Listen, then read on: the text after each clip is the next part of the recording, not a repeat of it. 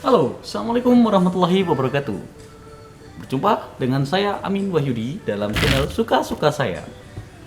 Channel ini saya buat untuk membacakan berita dunia Islam yang tentunya akan saya ambil dari berbagai macam sumber berita secara online.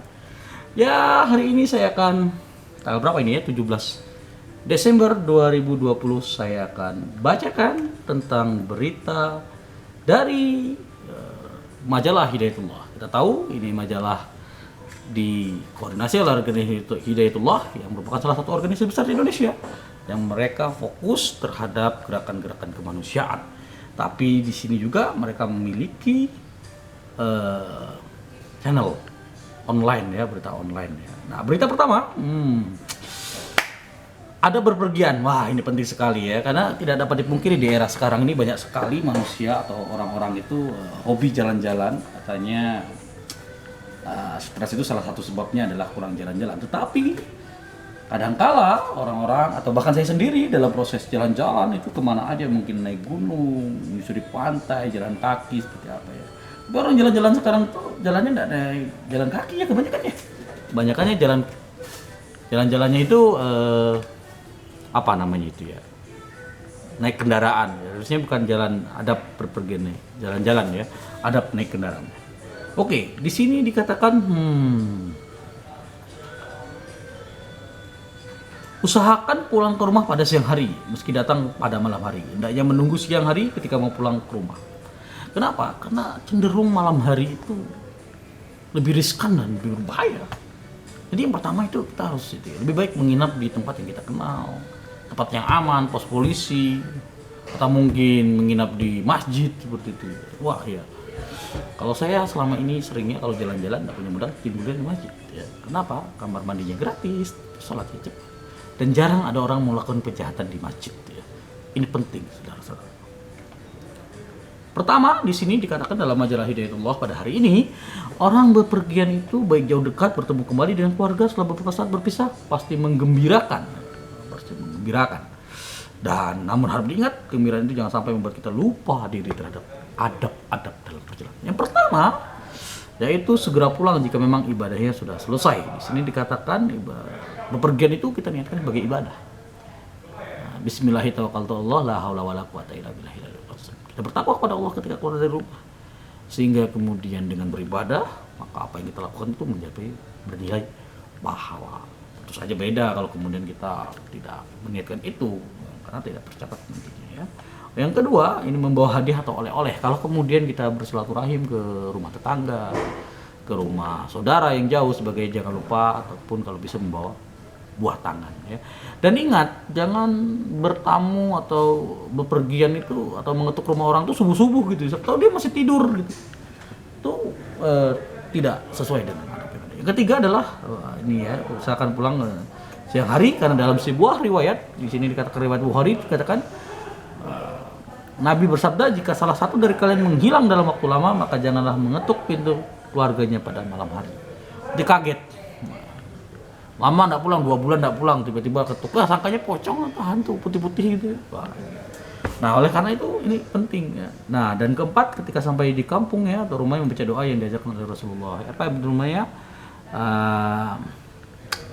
Ini tulisannya kecil ya, jadi saya agak kesulitan membaca doa ini ya. Tapi setidaknya artinya dalam riwayat Bukhari, orang-orang yang bertobat, orang-orang yang kembali, orang-orang yang beribadah, orang-orang yang sujud untuk Tuhan kami, orang-orang memuji, beliau membaca doa ini hingga ke kota Madinah. Ini apa ya?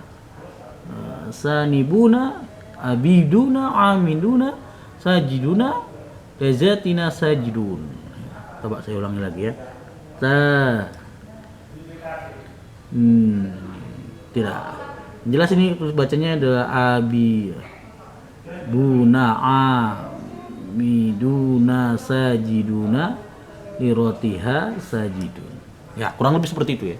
Tapi kalau untuk yang pastinya coba cari di online sudah banyak gitu ya. Selanjutnya adalah doa ya, ini kalau bagi yang pulang haji. Tapi tidaknya di sini dikatakan ya, bagi yang pulang haji, masuk kampung hendaknya disunahkan masuk masjid lebih dulu untuk melaksanakan sholat 2 rakaat sebagai rasa syukur. Bayangkan dari 220 juta masyarakat Indonesia tidak semuanya ya bisa naik haji itu ya. Anggap saja kalau main 80% itu ada sekitar 180 sekian juta penduduk Indonesia yang beragama Islam.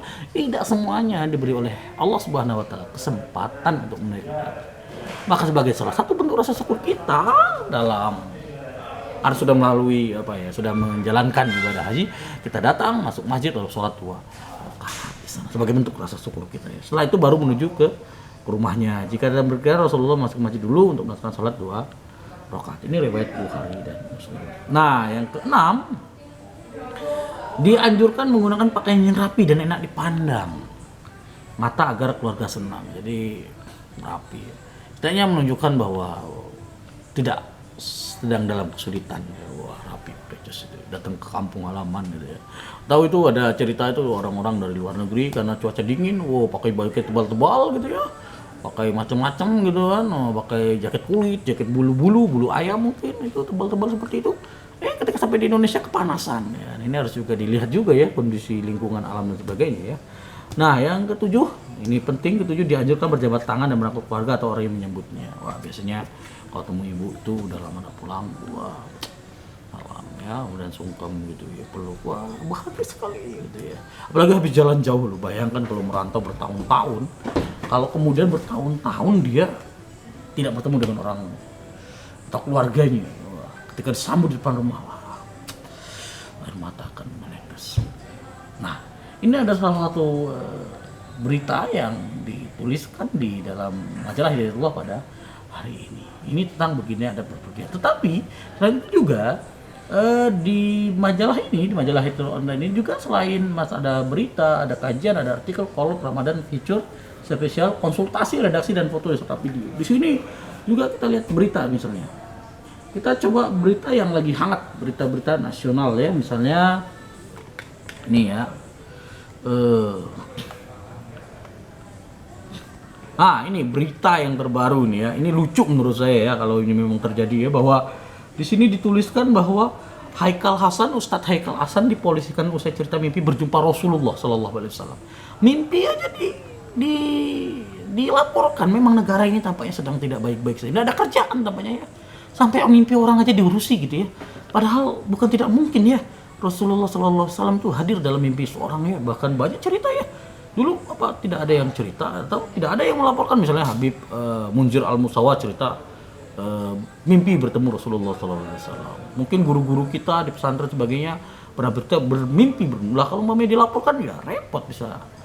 Apalagi ini mimpi orang ya, mengganggu dia tidak kan gitu kan, mimpi bertemu Rasulullah SAW, mimpi bisa dipolisikan. Ini memang orang-orang. Mungkin apakah ada kaitannya ya karena Ustadz Haikal Hasan ini agak kontra dengan ya biasalah, kita tahu lah penguasa ataupun pemerintah saat inilah sering mengkritik dan sebagainya, sehingga tentu saja tidak banyak yang suka di saat orang lain banyak yang suka sebagainya. Nah ini ya, ini berita ini kok mimpi bisa ceritakan MUI ya, MUI kok bisa mimpi polisi kan, nanti jangan-jangan Viktor Frankl jangan-jangan si siapa itu Freud itu yang menganalisa mimpi itu nanti bisa dilaporkan gitu ya, bahwa analisa mimpi Freud itu tidak tepat, salah. Nah, itu memang repot ya gitu ya. Nah, ini salah satu berita di baik dah. Nah, ini ya, maka kemudian